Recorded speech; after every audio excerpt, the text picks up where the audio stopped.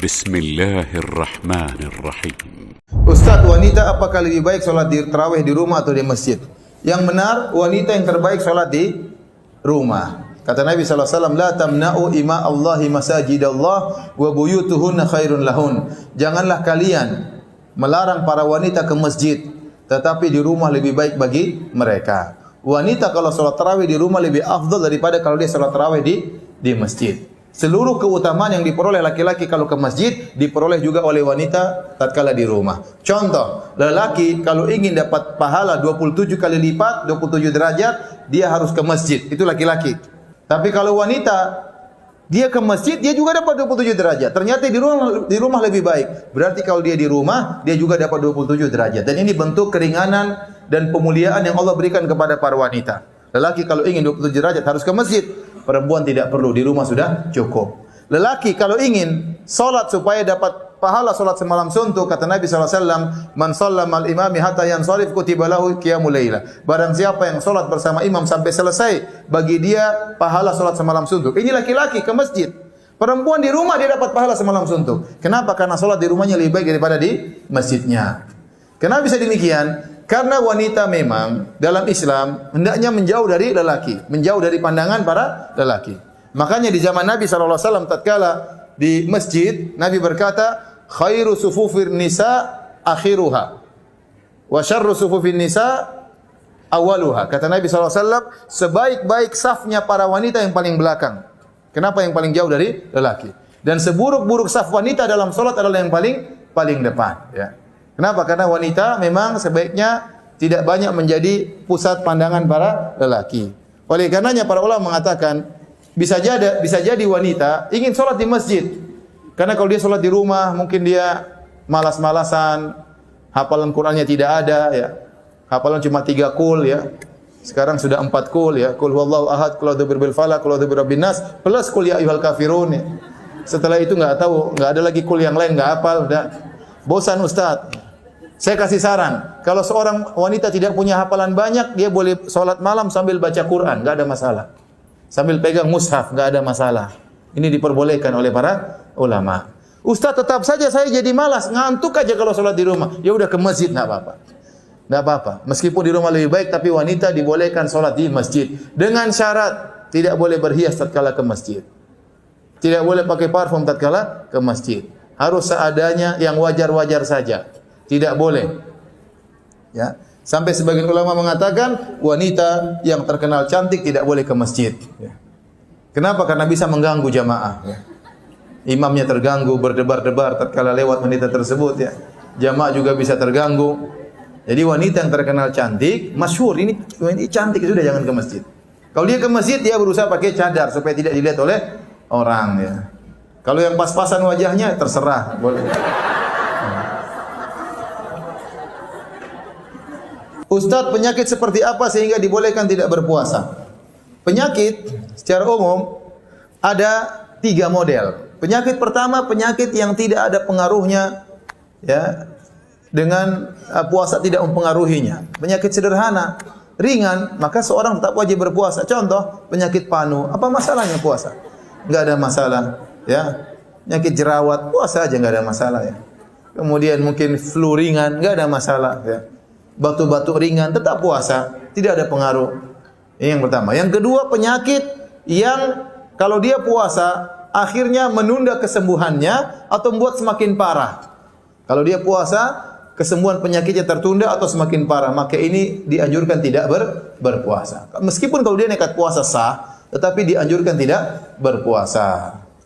Nanti dia akan bayar tatkala dia sudah sembuh. Kata Allah, "Wa man kana minkum maridhan aw ala safarin fa iddatun min ayyamin ukhar." Barang siapa yang bersafar atau sakit, maka dia berbuka, dia ganti di hari-hari yang lain.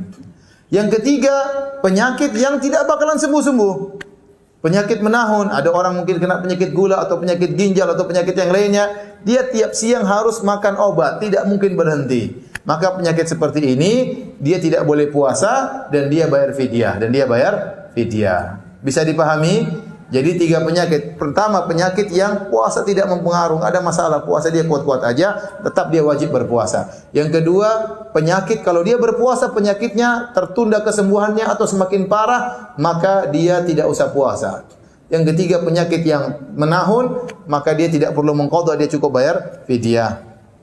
Ustaz pernah bilang dalam satu ceramah, hati itu bisa berkhianat. Misalnya pengen khusyuk salat tapi tidak bisa. Iya benar. Hati ini terkadang tidak bisa kita ingin, tidak bisa kita atur. Ini contoh seorang yang misalnya ini banyak terjadi tatkala sakaratul maut. Hati ini kan namanya wi'a, tempat, wadah. Apa yang kita isi? Kita isi corong untuk mengisi hati itu pandangan, pendengaran dan ucapan. Apa yang kita lihat akan terbiaskan dalam hati kita. Itu yang kita pikirkan terus akhirnya. Apa yang kita dengar, seorang kalau suka nyanyi-nyanyi, itu yang ada dalam hatinya terus. Lalu dia sedikit-sedikit bunyi, nyanyi. Kenapa? Karena dia suka dengan nyanyian. Seorang yang sering dia ucapkan, kalau dia sering ucapkan sesuatu, terbias dalam hatinya. Kalau dia sering ingat Allah, hatinya terbias dengan zikir kepada Allah Subhanahu Wa Taala. Tapi kalau dia suka mencaci, maki dan yang lainnya, terbias dalam hatinya. Orang tiap hari kerjanya ngomongin bola, bola penuh dalam hatinya. Seperti itu. Jadi saya ulangi, hati itu wadah terisi dengan corongnya pandangan, pendengaran dan ucapan. Nah, terkadang ini sangat berbahaya. Kalau seorang hatinya penuh dengan misalnya maksiat atau nyanyian-nyanyian, kemudian tatkala sakratul maut dia mau mengucapkan la ilaha illallah enggak bisa.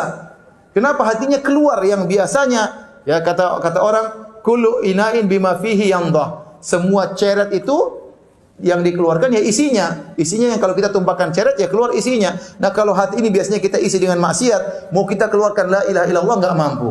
Enggak mampu. Ini sering terjadi. Betapa banyak orang lagi mau meninggal dunia ternyata dia berbicara sesuatu yang itu kebiasaannya. Kalau yang tukang judi ngomong judi sebelum meninggal dunia. Yang suka dangdutan sebelum meninggal dangdutan. Ya, macam-macam orang. Ya. Waliyadzubillah. Maka contohnya tatkala hati kita isinya maksiat, kita mau sholat, kita mau khusyuk nggak bisa. Kita mau khusyuk, hati kita nggak mau. Kenapa? Karena dia berkhianat. Tidak mampu dia untuk ingat kepada Allah. Ya. Kenapa? Karena selama ini kita isi dengan hal yang tidak benar. Ustaz, bagaimana ciri-ciri yang orang mendapat Lailatul Qadar? Apakah bisa dirasakan saat itu atau sesudahnya? Saya tidak menemukan ciri-ciri khusus orang yang mendapatkan Lailatul Qadar. Tapi kalau orang selama 5 Lailatul Qadar itu malam yang berkah yang kita semua akan mengalaminya. Kita semua akan mengalami Lailatul Qadar. Yang cuma jadi pertanyaan bagaimana kondisi kita tatkala malam tersebut. Ada orang di malam Lailatul Qadar dia baca Quran, ada orang di Lailatul Qadar dia iktikaf, ada orang di Lailatul Qadar dia silaturahmi berbakti kepada orang tuanya, maka orang-orang itu tersebut beruntung. Sebaliknya ada orang Lailatul Qadar ternyata lagi bermaksiat, ada orang Lailatul Qadar lagi jalan-jalan di mall, itikafnya di mall. Ada orang Lailatul Qadar sedang nonton sinetron, ada orang Lailatul Qadar sedang nonton bioskop, macam-macam. Ada orang Lailatul Qadar berteriak gol, nonton bola Lailatul Qadar. Ya, seperti nonton bola 1000 bulan. Jadi setiap kita pasti dapat Lailatul Qadar. Tetapi bagaimana kondisi kita di malam tersebut? Apakah sedang beribadah atau tidak? Itu masalahnya. Apakah ada ciri khusus kalau kita dapat Lailatul Qadar? Mungkin saja. Mungkin ada mimpi, Allah berikan mimpi kepada kita. Ada perasaan kita tentram hari tersebut. Kok tiba-tiba kita semangat? Kok tiba-tiba maksiat kayaknya enggak enak? Itu kata para ulama firasat bahwasanya itu malam Lailatul Qadar. Tiba-tiba orang semangat di malam tersebut. Ini secara ciri-ciri yang disebutkan oleh sebagian ulama. Karena malam tersebut malaikat turun. Kata Allah, tanazzalul malaikatu waruhu fiha biizni rabbihim min kulli amr. Maka turunlah malaikat Jibril juga turun, malaikat dari langit turun ke bumi semuanya, ingin ikut hadir dalam keberkahan malam tersebut. Mereka melihat kaum mukminin, kaum mukminat, bapak-bapak, ibu sedang beribadah kepada Allah. Ada yang menahan kantuknya untuk baca Al-Quran. Ada yang berusaha untuk salat malam. Ada yang menangis di malam tersebut. Ini disenangi oleh Allah Subhanahu Wa Taala. Maka saya ingatkan ibu-ibu, kalau sudah masuk 10 malam terakhir, berusaha untuk konsentrasi ibadah. Makanya kalau mau beli barang-barang untuk lebaran, mau beli kue lebaran, mau beli tepung, mau beli gula, mau beli ikan, beli sebelum 10 malam terakhir. Masukkan semua ke freezer, ya. Benar ini, benar.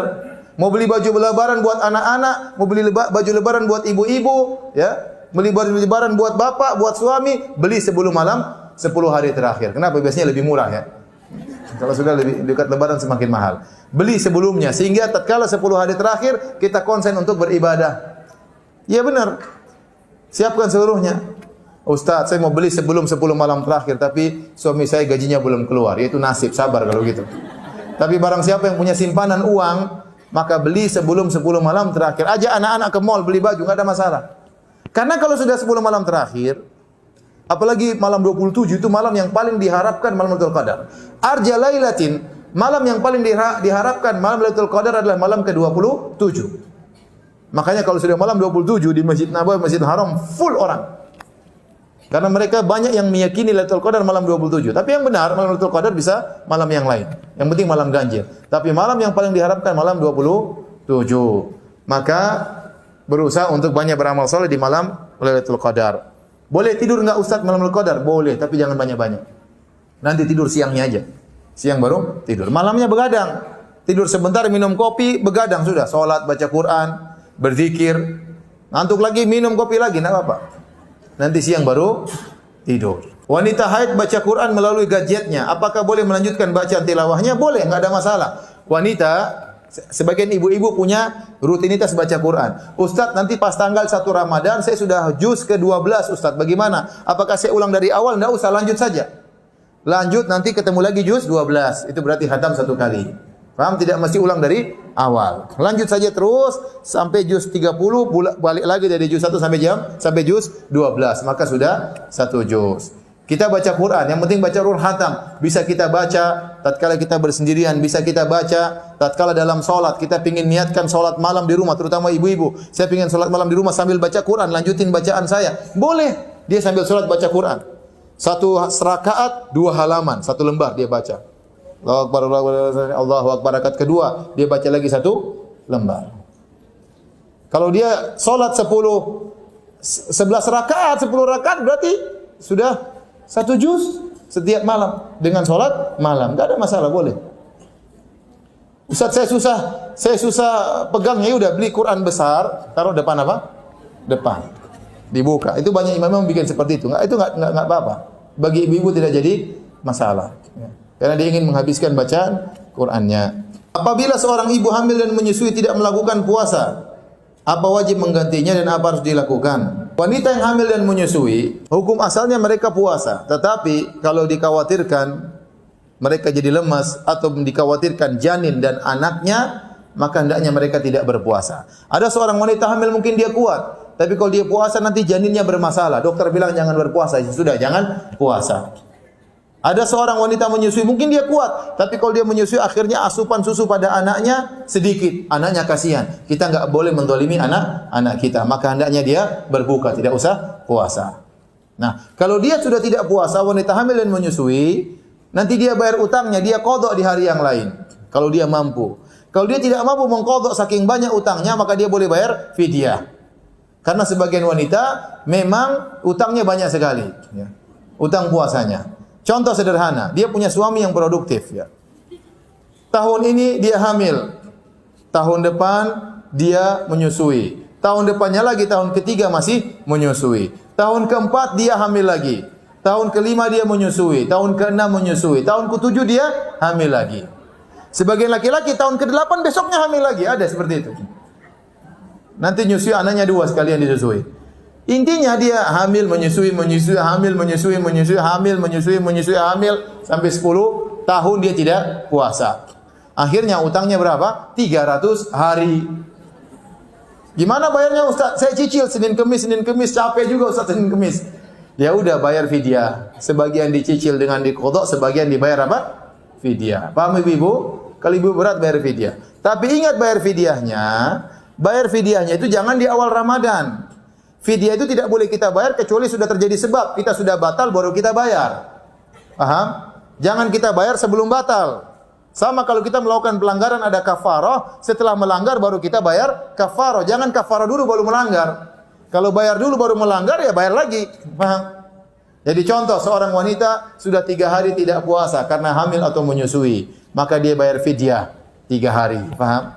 Atau dia tunda nanti di bulan Syawal, 30 hari dia tidak puasa karena hamil atau menyusui, sudah dia beli nasi bungkus 30 bungkus, dia bagi kepada orang miskin 30 orang. Cari tukang ojek lah, cari inilah orang di pinggir jalan lah, orang peminta-minta kasih.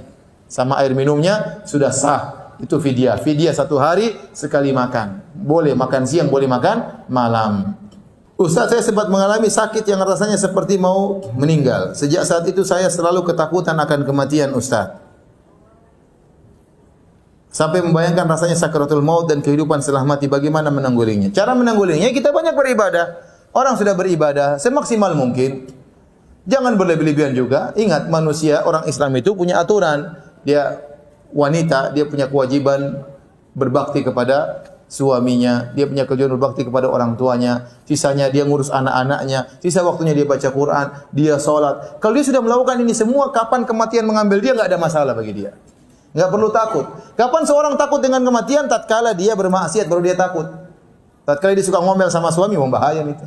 Tahu-tahu lagi ngomel suami terus jantungan mati, lagi bentak-bentak suami kan bahaya itu. Lagi marahan sama orang tua, banggang sama orang tua, tahu-tahu meninggal dunia, bahaya. Maka saya katakan, untuk menghilangkan perasaan seperti itu, kita memang harus takut dengan kematian. Tapi bukan sekedar takut saja tanpa kita hadapi, nggak ada faedahnya. Hanyalah was-was yang membuat setan buat kita sedih, akhirnya kita tidak beramal soleh. Nah, kita tahu kalau kita bakalan mati, ya sudah kita beramal soleh. Beramal soleh luas, berbakti sama orang tua, berbakti sama suami, ngurusi anak-anak, itu semua amal soleh. Jangan sisa waktu baca Quran, sisa waktu sholat malam, sisa waktu sholat duha, sudah selesai. Meninggal ya meninggal, gak ada masalah, masuk surga langsung. Yang penting kita perbaiki diri kita. Sholat tarawih yang di lingkungan ada yang 4-4-3, ada yang 2-2. Kita pilih mana Pak Ustaz?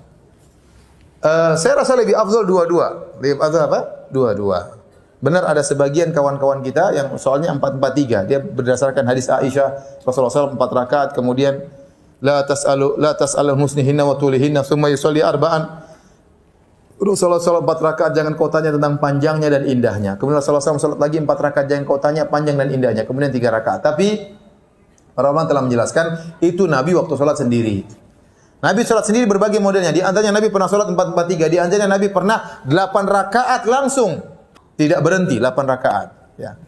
Namun waktu Nabi ditanya oleh seorang sahabat, "Kaifa sholatul lail?" Ya Rasulullah, bagaimana salat malam? Rasulullah SAW katakan, "Sholatul lail masna masna." Salat malam itu 2 rakaat, 2 rakaat. Maka kalau kita salat di jamaah ada imamnya, yang terbaik kita pilih yang 2-2. Karena itulah yang disampaikan Nabi kepada umatnya. Salat malam itu 2-2 rakaat, ya. Ini yang terbaik tentunya. Ustaz, bagaimana wanita iktikaf? Saya katakan tadi, wanita asalnya di mana? Di rumah. Dia boleh iktikaf, tetapi iktikaf cari tempat yang jauh dari lelaki.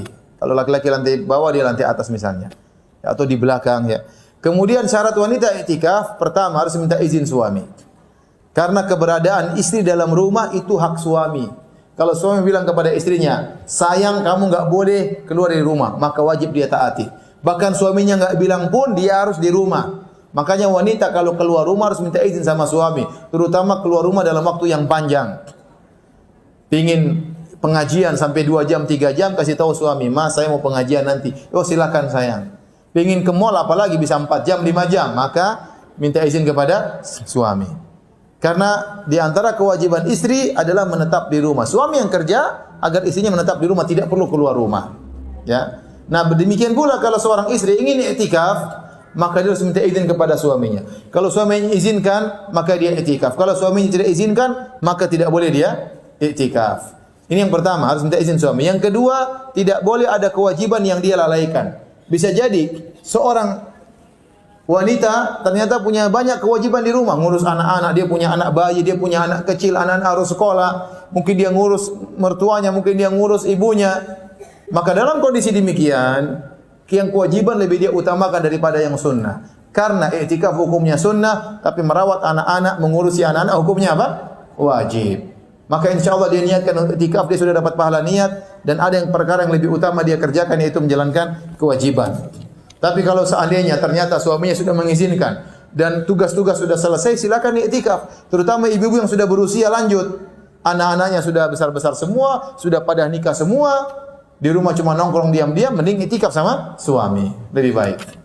Ustaz, baca Al-Quran sebaiknya dengan baca artinya atau tidak? Tentunya sepakat, lebih baik dengan baca artinya.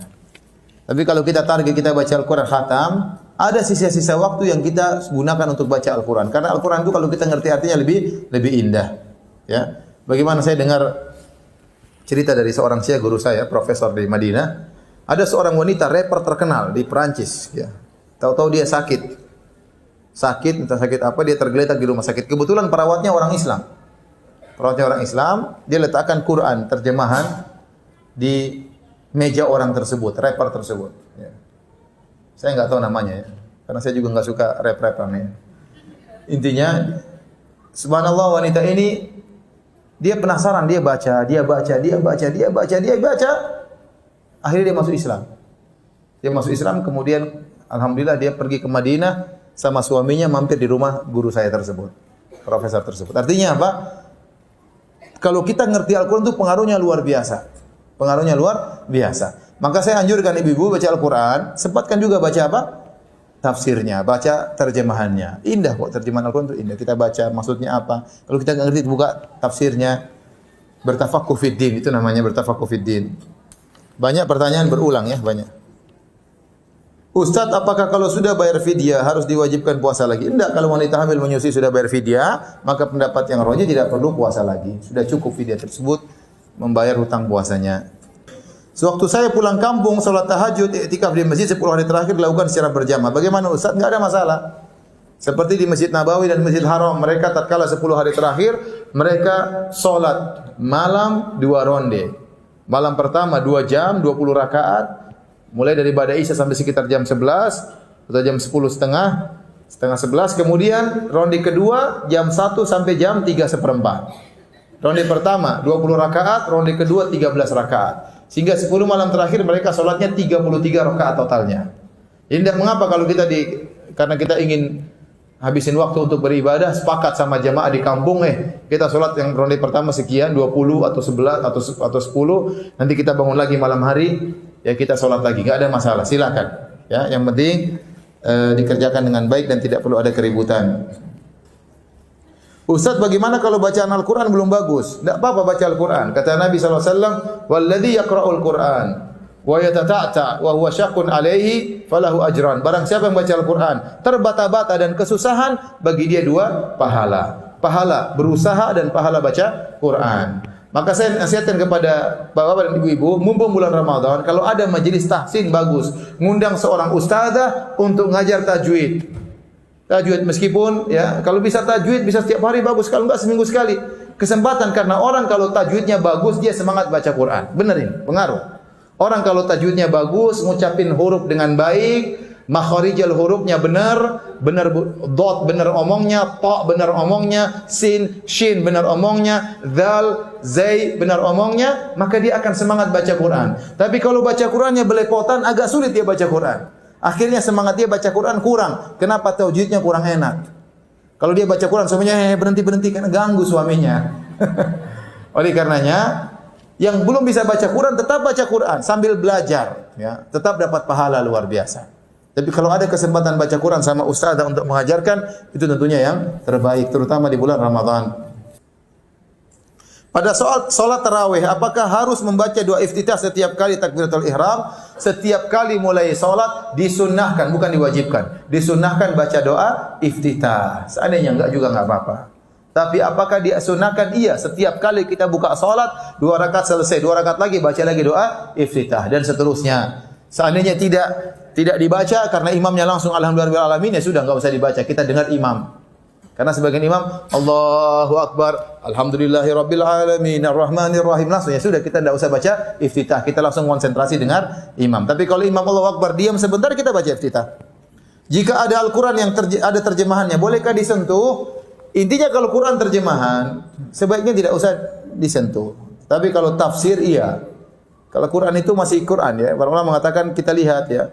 Kalau tafsir itu memang Qur'annya sedikit, tafsirnya yang banyak, maka itu yang boleh disentuh. Kalau terjemahan itu wallahu alam, terkadang Qur'annya besar, terjemahannya kecil-kecil, terkadang demikian ya. Terkadang Qur'annya kecil, terjemahan yang banyak ya. Jadi intinya kalau yang mendominasi terjemahan, maka itu terjemahan Al-Qur'an. Tapi kalau 55% mending tidak usah disentuh, paham? Tapi kalau buku tafsir enggak apa-apa dipegang. Karena itu buku tafsir, Al-Qur'annya cuma sedikit, isinya kebanyakan apa? Tafsir. Ini banyak pertanyaan berulang-ulang yang sudah kita jawab. Pak Ustadz bilang wanita lebih baik sholat di rumah. Bagaimana pahalanya? Iya, pahalanya sama seperti laki-laki sholat berjamaah. Pahalanya sama seperti laki-laki sholat berjamaah. Saya tanya sama ibu dan bapak sekalian. Laki-laki kalau sholat berjamaah di masjid berapa derajat? 27 derajat. Kalau wanita sholat di masjid juga dapat nggak? Dapat. Karena hukum asal laki-laki sama perempuan sama. Jadi kalau perempuan ke masjid juga dapat 27 derajat. Ternyata kata Nabi di rumahnya lebih baik. Berarti di rumah pasti dapat juga 27 derajat. Paham atau tidak? Paham? Ya. 2 kali Ramadan sedang hamil besar.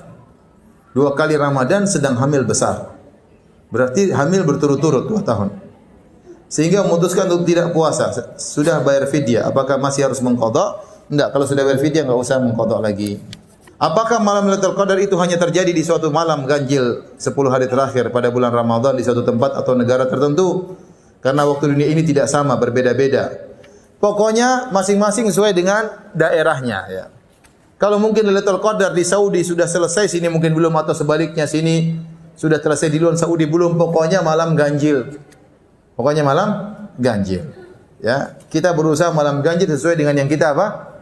Lihat. Itu urusan Allah Subhanahu wa taala. Kalau pemerintah sudah menentukan nanti dengan melihat hilal, ternyata Ramadan hari Rabu, berarti nanti malam sudah tarawih. Tapi kemungkinan Ramadan hari Kamis. Wallahu alam, saya enggak tahu, tapi kira-kira hari Kamis. Seandainya kalau hari Kamis berarti malam Ramadan malam pertama malam Kamis. Nanti tinggal hitung malam ke-21, malam ke-23, malam ke-25, malam ke-7, malam ke-29. Ustaz, lebih afdal mana, hafalan atau tilawah? Tambah hafalan atau tilawah? Saya rasa perbanyak tilawah. Hafalan tambahlah sedikit, tapi perbanyak apa? Tilawah. Kalau bisa gabung dua-duanya itu yang terbaik. Tambah hafalan sedikit, tapi perbanyak apa? Tilawah. Ustaz, bagaimana caranya agar kita fokus beribadah di bulan Ramadan? Tapi kami seorang pedagang kuliner. Ya udah, berdagangnya nanti pada asar. Jangan berdagang di pagi hari, apalagi jam 12 siang, orang lagi lapar-laparnya, haus-hausnya. Apalagi kemudian jual es tung, orang semua ngiler ya, kasihan. Ya. Orang tergoda. Nanti akhirnya ada yang berbuka puasa, ada yang tergoda, kita menggoda orang berarti. Ya, jangan. Maka saya bilang kalau kita ingin jualan kuliner, ya jualan pada asar untuk persiapan orang berbuka, enggak ada masalah. Ustaz, boleh tidak wanita haid menghafal Al-Quran? Boleh. Baca Al-Quran boleh, menghafal Al-Quran juga boleh. Saya sedang mencoba memperbaiki diri karena saya tahu laki-laki soleh untuk wanita soleha. Namun pada kenyataannya saya masih suka terlambat subuh. Padahal sudah pasang alarm dan berniat dalam hati tidak ketika mau tidur. Apakah mungkin saya masih mendapatkan laki-laki yang soleh? Ya insya Allah, namanya kita sudah berusaha ya. Ini jomblo ya. Laki-laki soleh banyak, jangan khawatir ya. Laki-laki soleh banyak. Tapi memang kenyataannya laki-laki soleh, laki-laki lebih sedikit daripada perempuan ya. Banyak doa. Yang penting berusaha memperbaiki diri. Allah tahu kita sudah berusaha. Taruh waker terlambat, jam alarm terlambat, Allah sudah tahu kita sudah berusaha. Makanya kita ambil sebab-sebab supaya tidak terlambat bangun subuh. Percuma pasang alarm jam 4:30 tapi tidurnya jam 2. Ya sama saja kalau begitu. Ya, kalau ingin bangun subuh, ya tidurnya jam 10. Nanti bangun 4:30. Atau bangun jam 4, bisa sempat sholat witir. Ya tidurnya jam 10. Tapi kalau malam kemudian nonton ini lihat, akhirnya tidur jam 12, jam 1, ya bagaimana mau bangun subuh? Ya. Tapi kalau berusaha, insya Allah bisa. Itu masalah kebiasaan. Ustaz, bisa tolong jelaskan cara sholat tarawih Rasul? Yang saya tahu Rasul hanya sholat tarawih di masjid 3 kali. Selebihnya di rumah. Jika saya seperti itu, cuma tarawih 3 kali, selanjutnya di rumah gimana? Enggak, Nabi SAW itu tarawih cuma 3 kali, tidak tiap malam karena Nabi takut diwajibkan. Ya Rasulullah SAW sebulan penuh tidak tarawih, beliau hanya tarawih tatkala tinggal 7 malam, berarti malam ke-23 beliau tarawih bersama para sahabat. Ya, kemudian beliau tarawih lagi malam 25 atau malam 26 beliau tarawih. Kemudian beliau tarawih lagi malam 23 atau malam 24, jadi 3 kali.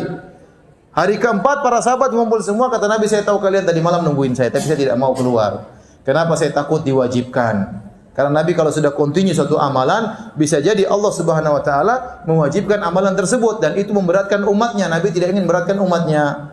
Maka setelah Nabi meninggal dunia, enggak mungkin tarawih diwajibkan. Maka Umar bin Khattab kemudian tarawih tiap malam. Maka Anda ikuti yang dijalankan oleh Umar bin Khattab radhiyallahu taala anhu. Jangan seperti sebagian orang ya. Dan ini terjadi sebagian orang. Yang penting kita tarawih malam pertama, malam tengah sama malam terakhir. Sudah mewakili. Ini enggak. Ada orang seperti itu.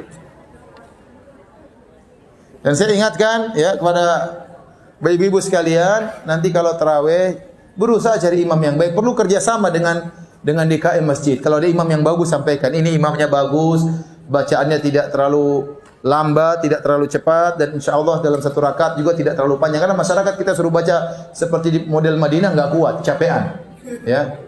Apalagi kalau bacanya nggak enak, gelisah di belakang. Ya udah, ya sudah cari imam yang bacanya enak, yang sholatnya tumaknina. Kalau ternyata di masjid kampung ada imam sholatnya cepat-cepat, kasih tahu sama DKM, Pak kita nggak nikmat seperti itu. Sunnahnya bukan demikian. Masa sholat cepat-cepat ya? Karena di Indonesia ada orang hobinya sholatnya seperti itu, dikasih tahu ngeyel. Ini tradisi nenek moyang kami. Itu tradisi yang salah, harus diganti. Jangan dipertahankan. Ya. Nenek moyang para sahabat lebih bagus daripada nenek moyang ini.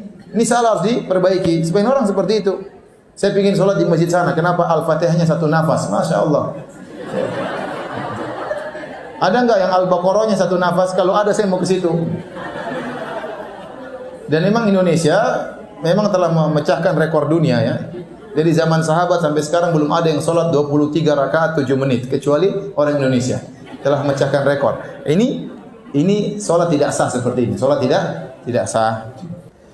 Saya pernah pergi umroh. Suatu saat saya harus pergi umroh lagi dalam rangka mendampingi orang tua atau anak atau orang yang memerlukan saya. Apakah niat umrah itu yang tidak murni karena Allah, termasuk syirik dalam niat? Enggak, kita kan niat bukan untuk riya. Kita berniat untuk menemani, enggak bagus niatnya. Bagus, dapat pahala double malah. Pahala umrah, pahala menemani apa? Anak.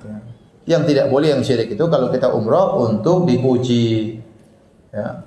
Umrah sambil selfie-annya disebarin di media sosial. Nah, itu yang kita khawatirkan apa? Riya. Ya. Tapi kalau kita niatkan untuk menemani suami, menemani ibu, menemani anak di kemudian hari, maka bagus. Ya. Dapat pahala double, pahala umrah sama pahala menemani kerabat. Kami senang menyetel TV dari Mekah saat tarawih. Ketika kami ingin melakukan hubungan intim, apakah TV yang melantunkan ayat Al-Quran harus dimatikan? Saya rasa sebaiknya dimatikan. Ya. Saya rasa sebaiknya dimatikan. Ya.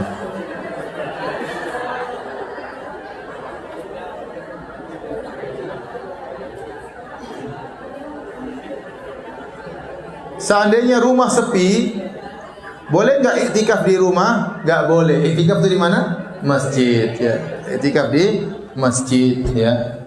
Antum aqifuna fil masajid, dan kalian iktikaf di masjid. Jadi tidak boleh iktikaf di rumah. Kalau seorang istri ingin iktikaf di masjid tapi suami menyarankan di rumah saja, bagaimana? Ya di rumah saja. Taat kepada suami adalah hukumnya wajib. Ya udah, jangan iktikaf, enggak usah iktikaf. Masih ada 5 menit, kalau ada yang bertanya saya persilakan. Langsung boleh. Silakan, Pak. Ya. Assalamualaikum warahmatullahi wabarakatuh. Waalaikumsalam warahmatullahi wabarakatuh. Itu pertanyaannya tentang kenapa kita diwajibkan puasa Ramadan selama 1 bulan. Jadi alasan apakah kita digunakan untuk puasa 1? Alhamdulillah bukan setahun, Pak. Alhamdulillah bukan setahun, 1 bulan alhamdulillah. Itu alasannya. Itu urusan Allah Subhanahu wa taala. Sama seperti kenapa kita salat 5 waktu, kenapa salat zuhur 4 rakaat. Seandainya syariat menjelaskan kenapanya, kita akan jelaskan. Tetapi qadarullah, setahu sepanjang ilmu saya tidak ada penjelasan kenapanya, ya. Jadi seperti itu. Itu hikmahnya Allah pilih 1 bulan toh. Allah tidak lebih daripada itu, mungkin supaya meringankan. Makanya Allah mengatakan ayyaman ma'dudat, hari-hari yang terbilang, hanya sebentar. Tidak lama. Seandainya kita disuruh puasa 1 tahun, mampus kita ya. Alhamdulillah. Oke, yang kedua itu mengenai. Oh, ada 2 lagi, silakan. Itu ada 3 pertanyaan. Oh, alhamdulillah bukan 5 ya. Silakan yang kedua. Yang kedua, jadi itu kan ada cerita bahwa ada seorang badui yang melaporkan mengenai hilal kepada Rasulullah. Terus? Dan pada saat itu Rasulullah setelah menanyakan atau menyumpah badui itu, memerintahkan kepada umat untuk melakukan puasa. Nah, ini pertanyaan saya mengenai hilal tadi. Jadi hilal yang disampaikan oleh seorang badui itu pun diterima oleh Rasulullah setelah Rasulullah menanyakan kebenaran atau dengan sumpah bahwa Badui itu memang benar-benar mulia.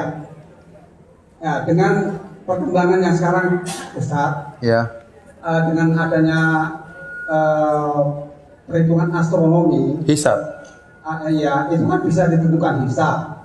Tapi kebanyakan dari umat ini meragukan dengan adanya hisab itu, dan dia tetap berpatokan kepada Melihat hilal. ya melihat hilal. Ya, Pertanyaannya? yaitu sekarang kan begini. Pertanyaannya apa, Pak? Pertanyaan saya, dari Rasulullah yang menerima informasi dari seorang Badui, Iya. yang notabene Badui itu ya, Iya, terus? ya itu aja yang diterima. Nah, sekarang dengan adanya kecanggihan, Oh iya, siapa Pak? Ya, oke. tapi Tidak diterima. Ya, tidak diterima. Iya. Itu. Karena bedanya Badui itu melihat, nggak menghisap. Itu bedanya. Karena Badui tersebut melihat, tidak menghisap. Yang disyariatkan dalam penentuan satu awal Ramadan adalah dengan melihat hilal. Bukan adanya hilal. Hisab itu hanya bisa menentukan hilal ada atau tidak. Tetapi yang menjadi patokan adalah terlihat atau tidak. Bahkan dalam banyak hadis Rasulullah SAW mengatakan, fa in humma alaikum, kalau hilalnya ada tapi terhalangi awan, Sya'ban 30 hari. Sama seperti kata Nabi SAW, wa in hala bainakum wa bainahu sahab, kalau ada hilal dihalangi oleh awan, sempurnakan Sya'ban 30 hari. Ini dalil bahwasanya jadi patokan bukan adanya hilal, tapi apa? Terlihatnya hilal. Jadi terlihat sama seperti gerhana. Gerhana itu Pak, secara astronomi kita tahu ada gerhana. Tapi kalau ternyata di kampung kita semua mendung, nggak kelihatan gerhana, nggak ada salat gerhana. Kenapa? Karena tidak kelihatan. Ya, jadi yang jadi patokan adalah terlihat atau tidak. Dan di zaman Nabi sudah ada orang ahli hisab. Sudah ada zaman sahabat, sebagian sahabat ahli hisab. Banyak orang Romawi masuk Islam, kemudian orang Persia mereka juga ahli hisab. Namun mereka tidak menjalankan praktek hisab. Hisab itu membantu untuk menentukan mungkin terlihat atau tidak. Membantu, tapi bukan menentukan. Paham Pak ya? Jadi hisab itu membantu. Contoh, seperti tahun ini sebagian organisasi mengatakan nanti malam hilal -2 di bawah cakrawala setelah terbenam. Maka nggak mungkin kelihatan. Menurut apa? Hisab. Ini membantu. Kemungkinan besar tidak kelihatan hilal. Tetapi tetap kita harus melihat hilal karena itu perintah Nabi sallallahu alaihi wasallam. Ya, kemudian contoh di tahun yang lain kata sebagian organisasi, hilal menurut hisab kami akan nampak 2 derajat di atas cakrawala. Ini sangat mungkin tapi sangat tipis kelihatan atau tidak. Maka orang suruh lihat. Kalau terlihat puasa, kalau enggak puasa. Dan terlebih lagi ternyata orang-orang yang pakar hisab ternyata ada khilaf di antara mereka. Ada 4 metode hisab.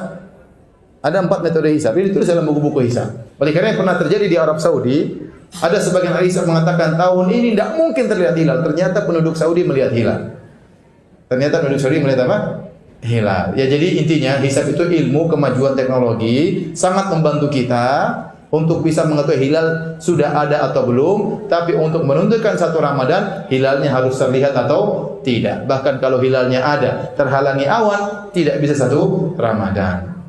Baik, demikian saja kajian kita para hadirin yang hadir subhanahu wa taala. Semoga bermanfaat. Semoga ibu-ibu semua semangat di bulan Ramadan, khatam Quran sekali atau 2 kali insyaallah taala, lebih taat kepada suami, berbakti kepada orang tua, ya, dan jangan banyak nonton sinetron. Demikian wabillahi taufiq wal hidayah. Assalamualaikum warahmatullahi wabarakatuh.